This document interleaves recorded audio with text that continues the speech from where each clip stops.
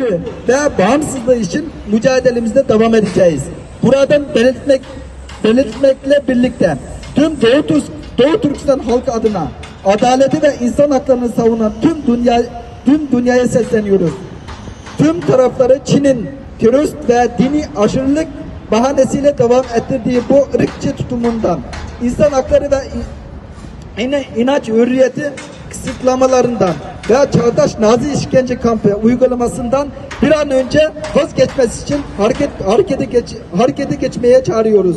BM Genel Kurulu, BM Genel Sekreteri Antoni Geturosi ve BM İnsan Hakları Yüksek Komitesi Doğu Türkistan'da gerçekleştirmekte olan bu soykırıma durdurulması için acilen harekete geçmesini ve Doğu Türkistan için özel temsilci atamasını bağımsız gözleme ekibi gönderme talep ediyoruz.